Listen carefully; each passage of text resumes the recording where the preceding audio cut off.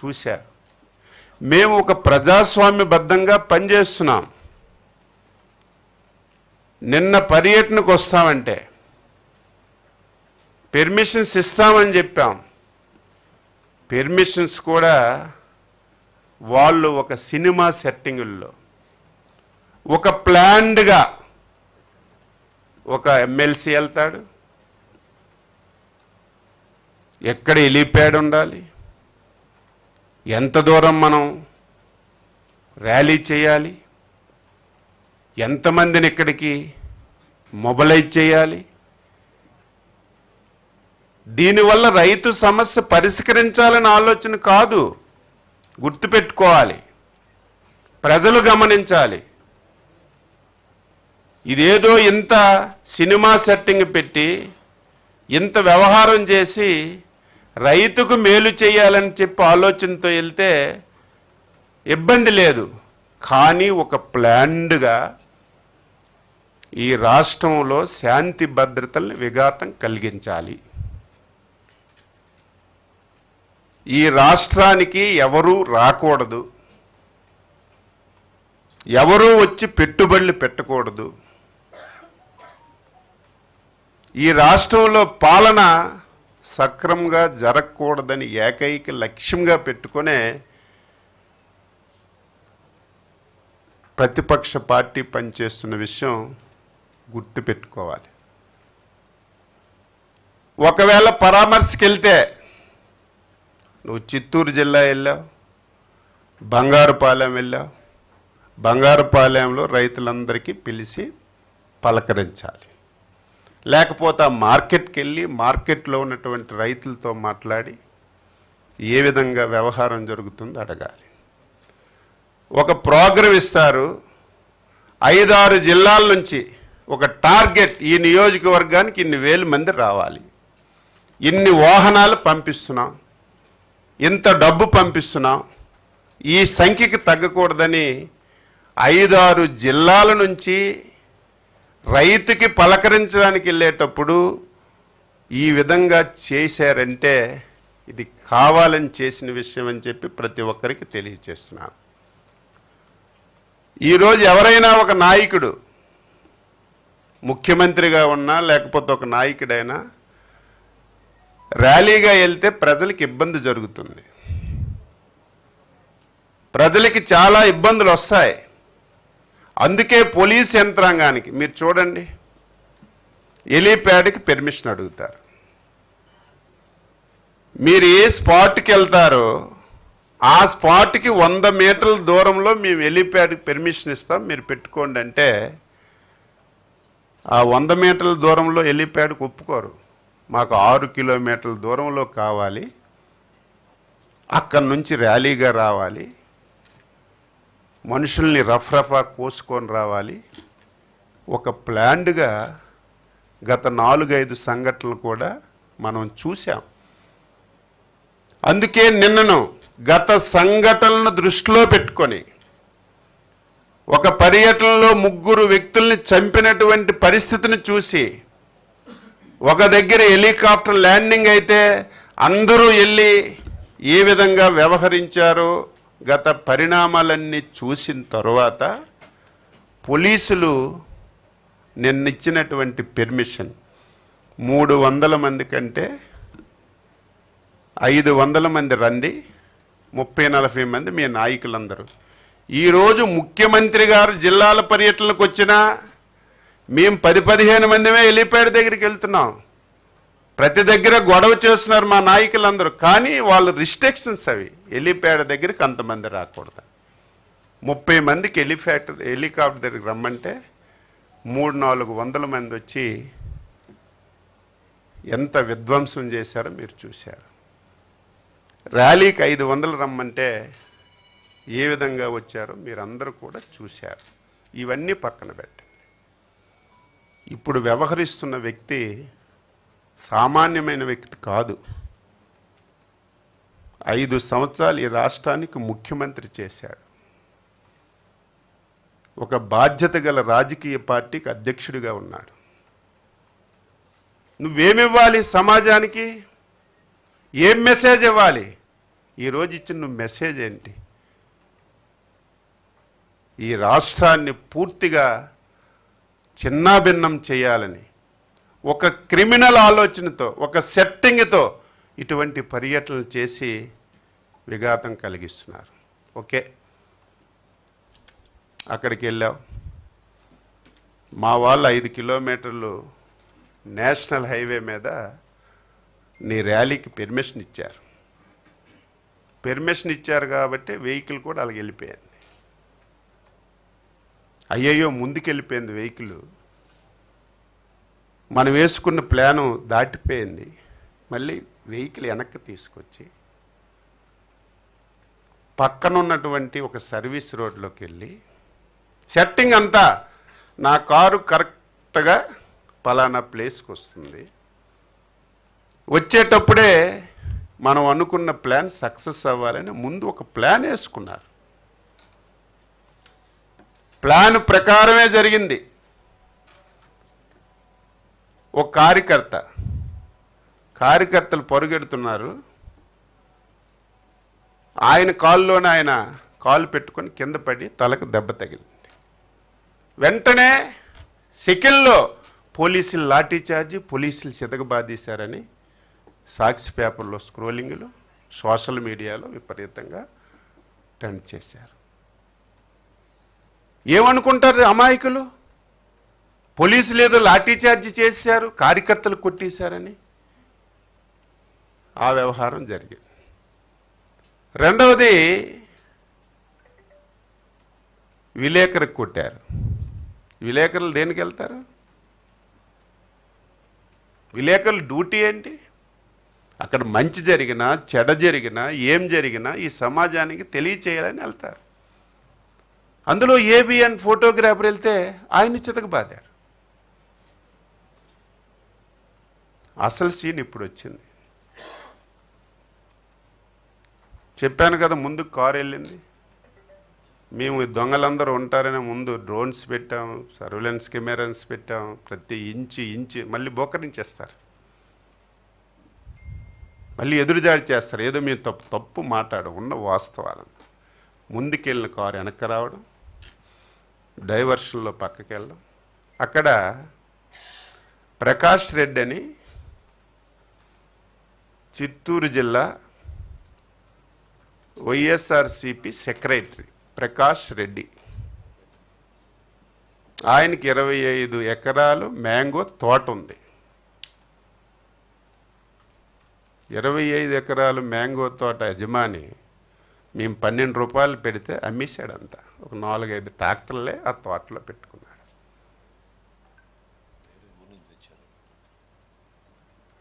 ఎప్పుడైతే జగన్మోహన్ రెడ్డి కారు తోట ముందుకు వచ్చిందో పురుగుల్లాగా 5 ట్రాక్టర్లు వచ్చాయి. రోడ్డు మీద మామిడికాయలన్నీ కింద పోశారు. పోని కింద ప్లాండ్గా పోసుకున్నారు. నువ్వు 5 సంవత్సరాలు ముఖ్యమంత్రి, నీకు బాధ్యత ఉందా లేదా? నువ్వు చూసి దిగి మామిడికాయలు చూడాలి. మామిడికాయలు తొక్కుకొని రైతులు మామిడికాయలు ప్రభుత్వం కొనడం లేదు. రైతులు తీవ్రమైనటువంటి ఆందోళనతో ఉన్నారు అని చెప్పి నువ్వు ఇంత దారుణంగా ఒక క్రిమినల్, మేము ప్రతిరోజు చెప్పాలంటే మాకే బాధగా ఉంది, ఒక క్రిమినల్ రాజకీయ ముసుగులో ఒక ప్లాన్ ప్రకారం ఏ విధంగా వ్యవహరిస్తారో మేము అప్రమత్తంగా లేకపోతే చాలా పెద్ద ప్రమాదం జరుగుతుంది. ఇలాగే 5 సంవత్సరాలు ఇవి చెప్పకపోతే ప్రజలకు తెలియదు. ఎవరివి మామిడి పళ్ళు తెచ్చినవి? ఎవరివి? 5 ట్రాక్టర్లు AP 03AA0218, AP 03AA0218, AP 20U9212, AP 03M018, AP 03S8542, AP 03TB5532. ఈ 5 ట్రాక్టర్లు శేఖర్ రెడ్డి అని చెప్పి తింబోజీపాలెం ఎక్స్ వైసీపీ సర్పంచ్. ఈ 5 ట్రాక్టర్లు ఈ శేఖర్ రెడ్డి అనే వైసీపీ సర్పంచ్ ఎక్స్ తీసుకొచ్చి ప్రకాష్ రెడ్డి వైసీపీ సెక్రటరీ తోటలో పెట్టి ఆ వైసీపీ సెక్రటరీ తోటలో 5 లోడ్లు ట్రాక్టర్ మీద ఎక్కించి జగన్మోహన్ రెడ్డి వచ్చినప్పుడు అవి రోడ్డు మీదకి తెచ్చి ఒలిపి రైతులు ఒలిపేస్తున్నారు, కొండం లేదని ఎంత క్రిమినల్గా వ్యవహరించారో రాష్ట్ర ప్రజలు ఒక్కసారి అర్థం చేసుకోమని చెప్తున్నాను. ఈరోజు జనాలు కూడా నేను చెప్పవసరం లేదు, వీడియోస్ అన్నీ మా వాళ్ళు చూపిస్తారు. ఇది ప్లాన్డ్గా రైతులు నేను చాలా దగ్గరలు చూశాను. ఈరోజైతే చాలా హ్యాపీగా ఉంది. వాస్తవాలు చెప్పారు. అయిపోని పెళ్ళికి బాధ్యాలు ఎందుకు వగిస్తున్నావు? ప్రభుత్వం కష్టాలున్నాయి లేవని చెప్పడం లేదు. మాట్లాడితే పక్కన కర్ణాటకలో 16.5 కొనేస్తున్నారని, కేంద్ర ప్రభుత్వం కర్ణాటక జీవో ఇచ్చేసింది, ఆంధ్ర సాధించుకోలేదని తప్పుడు సమాచారం. టీవీ ఉంది, పేపర్ ఉంది, సోషల్ మీడియా ఉంది. నేను చాలాసార్లు చెప్పాను. ఆ ప్రభుత్వం కేంద్రం వైపు చూసిందో ఏమో కానీ మేము కేంద్రం వైపు చూడలేదు. మేమే ముందు 4 రూపాయలు రాష్ట్ర ప్రభుత్వం కేజీకి ఇస్తుంది. 6.5 లక్షల మెట్రిక్ టన్నులు చివరి కాయ వరకు మేము కొంటాం. దీనికి 260 కోట్లు ఖర్చు అవుతుంది. మేమే డైరెక్ట్గా రైతుల అకౌంట్లో ఇస్తామని చెప్పి ఈ కార్యక్రమాన్ని మేము నడిపించాం. ఒకవేళ కేంద్ర ప్రభుత్వం కర్ణాటక లాంటి రాష్ట్రానికి ఇచ్చిన జీవో మనకిస్తే మాకు అయినటువంటి 260 కోట్ల రూపాయలు ఒక 130 కోట్లు రాష్ట్ర ప్రభుత్వానికి సేవింగ్ వస్తుంది తప్ప దీనివల్ల రైతుకి ఏమి నష్టం లేదు. ఈరోజు కర్ణాటక ఇచ్చిన జీవో కూడా ఇంప్లిమెంట్ చేయడం లేదు. వాళ్ళ దగ్గర డబ్బులు లేవు, చేయడం లేదు. ఇదే మామిడి తమిళనాడులో పండింది, కనీసం వాళ్ళు స్పందించలేదు. మనం రైతు కష్టాన్ని చూసి ఇబ్బంది చూసి ఈ కార్యక్రమం మనం చేశాం. చేస్తే దీన్ని రాజకీయ ముసుగులు ఎక్కడికి వెళ్ళినా చూడండి, ఆయన చేసిన మీ కార్యక్రమాలు మీరు రోజు చూపించాలి. ఇటువంటి దుర్మార్గుల్ని ఈ రాష్ట్రంలో ఉంచితే ఎంత నష్టం. మీకు ఉదయం నిన్న మా కేసు గారు చెప్పారు. ఇది ఎగ్జాంపుల్. తెల్లవారితో అందరూ మాట్లాడతారు, తెలుగుదేశం వచ్చింది, ఎన్డీఏ వచ్చింది, 6 మాసాలు సంవత్సరం అయింది, సూపర్ 6 అమలు చేయలేదని చెప్తారు. మేము ఎక్కడైనా డబ్బులు తెచ్చి సూపర్ 6 అమలు చేయడానికి ప్రయత్నం చేస్తే ఆ డబ్బులు రాకుండా అడ్డు పెడతాం. అంటే ఇది ఒక ప్లాన్డ్గా, ఇది కూడా అంతే. మామిడిది కూడా సేమ్, ఏమీ లేని ఇష్యూని కావాలని చేశారు. ఒక ఎక్స్ఎమ్మెల్యే అసలు ఏమనాలి? ఎప్పుడైనా ఇటువంటి మాటలు విన్నామా? చిత్తూరు జిల్లా పలమనేరు ఎక్స్ఎమ్మెల్యే వెంకటేష్ గౌడ్. మాకు కూడా ఎన్నోసార్లు పెర్మిషన్ లేకపోతే అడ్డు పెట్టారు.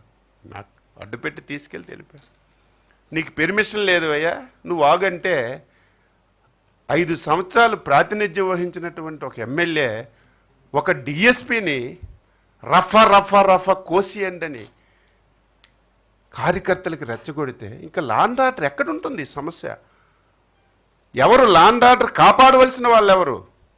అచ్చెన్నాయుడు, సత్యప్రసాద్, మనోహర్ గారు కాదు. ఎవరు అధికారంలో ఉన్నా, ఎవరు రాష్ట్ర ప్రభుత్వాన్ని నడిపినా లా అండ్ ఆర్డర్ కంట్రోల్ చేయవలసింది, లా అండ్ ఆర్డర్ చూసుకోవాల్సింది పోలీస్ వ్యవస్థ. ఆ పోలీస్ వ్యవస్థ ఒక డిఎస్పిని ఒక 5 సంవత్సరాలు పరిపాలించినటువంటి ఎమ్మెల్యే నీకు పెర్మిషన్ లేదు ఆగంటే రఫ్ కోసేస్తానంటే ఎక్కడికి తీసుకెళ్తున్నారు ఈ రాష్ట్రాన్ని? ఏం చేయాలనుకుంటున్నారు ఈ రాష్ట్రాన్ని? ఇది వాస్తవాలు. ఇవన్నీ ప్రజలు గమనంలోకి తీసుకోవాలి. వాళ్ళ గురించి మాట్లాడాలంటే నాకు ఇష్టం ఉండదు. చాలాసార్లు చెప్పాను, ఆయన పేరు ఎత్తాలని, నా పార్టీ పేరు ఎత్తాలని. కానీ ప్రజలకి చెప్పకపోతే, ప్రజలకి ఇవన్నీ తెలియకపోతే ఏం చూపిస్తారు సాక్షిలో, సోషల్ మీడియాలో? 5 లోడ్లు మామిడి పళ్ళు రోడ్డు మీద, సినిమా సెట్టింగ్లో జగన్ కారుళ్ళు మట్టడం. అయ్యయ్యో రైతులు మామిడి పళ్ళు కొనడం లేదు, ప్రభుత్వం మోసం చేసింది అని చెప్తారు. నేను చెప్పింది అబద్ధమా? చిత్తూరు జిల్లాలో 80% పర్చేజ్ అయిపోయింది. అన్నమయ్య జిల్లాలో 99% అయింది. ఈరోజే క్యాబినెట్లో 260 కోట్లు రిలీజ్ చేశారు. ఈరోజు కేంద్ర ప్రభుత్వం వైపు చూడలేదు, రిలీజ్ చేశారు. రేపటి నుంచో ఎల్లుండి నుంచో సిస్టమేటిక్గా ఏ రైతు దగ్గర ఎన్ని క్వింటాలు కొన్నాం ఆ రైతుకి డైరెక్ట్గా మేము ఇచ్చిన 4 రూపాయలు రేపటి నుంచి డబ్బులు కూడా పడతాయి. ఇది ప్రజలు శ్రేయస్సు కోరిన ప్రభుత్వం. ఎవడో చెప్పక్కర్లేదు, ఇది బాధ్యత గల ప్రభుత్వం. ఏ సమస్య వచ్చినా, కోకోకు సమస్య వచ్చింది, కేజీకి 50 రూపాయలు పెట్టుకున్నాం. బర్లీ పొగాకు వచ్చింది, మీరందరూ తెలుసు కదా. ఈ రాష్ట్రంలో మీరు సీనియర్ పాత్రికేయులు కదా. ఆంధ్రప్రదేశ్ చరిత్రలో ఈ పెద్ద మనిషి 5 సంవత్సరాలకి రాష్ట్రానికి ముఖ్యమంత్రి ఉన్నాడు కదా. చిత్తూరు జిల్లాలో మామిడి ఈరోజు నిన్న పండింది కాదు కదా, కొన్ని సంవత్సరాల నుంచి వస్తుంది కదా. నువ్వు సాక్షాత్ ఈ రాష్ట్రానికి ముఖ్యమంత్రి ఉన్నప్పుడు 2 రూపాయలకి కేజీ పడిపోతే కనీసం నువ్వు మాట్లాడావా? ఆంధ్రప్రదేశ్ రాష్ట్రంలో మామిడికి సహాయం చేసింది ఆనాడు చంద్రబాబు నాయుడు, ఈనాడు చంద్రబాబు నాయుడు గారు. 2018లో నేను ఇన్ఛార్జ్ మంత్రిగా ఉన్నాను చిత్తూరుకి. ఆ రోజు ఇదే పరిస్థితి వస్తే కేజీకి 2.5 ఇచ్చాం. నేను మొన్న విజిట్కి వెళ్తే మాకు మళ్ళీ 2.5 ఇస్తారనుకున్నాం. ఊహించని విధంగా మాకు ఇబ్బంది ఉన్నా 4 రూపాయలు ఇచ్చారంటే ఊహకందని సహాయం చేశారని అందరూ హ్యాపీగా ఉన్నారు. నువ్వు ఇది చూడలేక కళ్ళు కుట్టుకొని ప్రభుత్వం మీద నువ్వు అభండాలు వేయడానికి ఇప్పుడు నువ్వు 5 సంవత్సరాలు ఎప్పుడైనా ఇంటర్ఫీర్ అయ్యావా? ఈరోజు బర్లీ పొగాకు ఆంధ్ర రాష్ట్రంలో ఎప్పుడు పొగాకు రాష్ట్ర ప్రభుత్వం కొనలేదు. అది కూడా విపరీతంగా 25,000 మిలియన్ కేజీలు పండినటువంటి బర్లీ పొగాకు 25,000 ఉండేది గత సంవత్సరం మిలియన్ కేజీలు. ఒకేసారి 80,000 మిలియన్ కేజీలకు వచ్చింది. ఎంత రేట్లు పెంచారు? దీనివల్ల పరిశ్రమలు కొనలేదు, సమస్య వచ్చింది. రైతు ఇబ్బందుల్లో ఉన్నాడని 300 కోట్ల రూపాయలు పెట్టి మార్క్ ఫెడల్ ద్వారా పొగాకు రైతులకు ఆదుకున్నాం. ఏ సమస్య వచ్చినా ఒకటి చెప్పవలసిన అవసరం లేదు, బాధ్యత గల ప్రభుత్వం. అయితే ఈరోజు రాజకీయ ముసుగులో ఒక రాజకీయ పార్టీ పెట్టి ఒక క్రిమినల్ యాటిట్యూడ్తో ఈ రాష్ట్రాన్ని నాశనం చేయాలని ప్రయత్నం చేస్తున్నాడు. మేము అప్రమత్తంగా ఉండి చెప్తాం.